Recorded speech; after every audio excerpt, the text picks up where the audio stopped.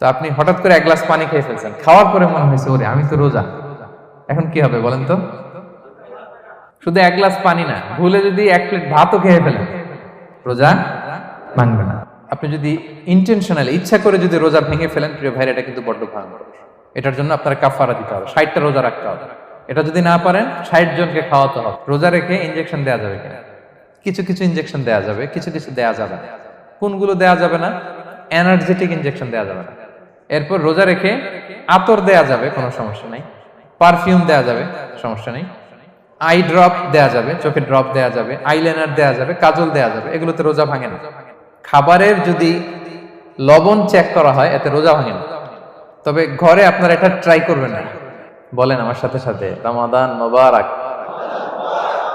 রমাদান কারীম, রমাদান মোবারক, রমাদান কারীম।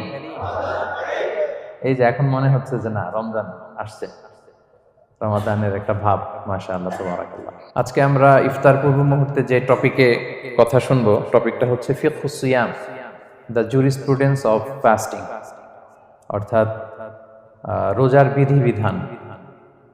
রোজার কিছু বিধিবিধান আছে, রুলস এন্ড রেগুলেশনস আছে।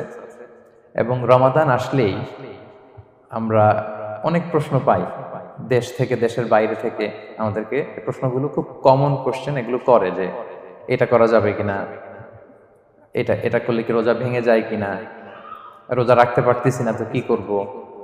এই কোশ্চেনগুলোর সম্মুখীন আমরা হই।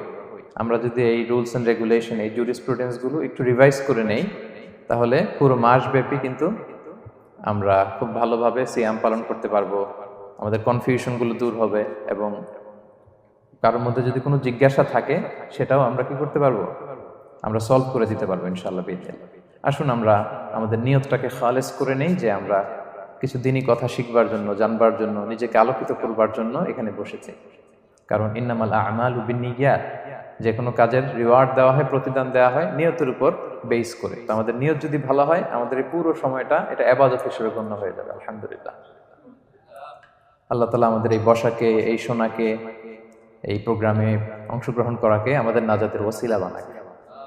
আমরা সবাই আওয়াজ করে পড়ি আমিন।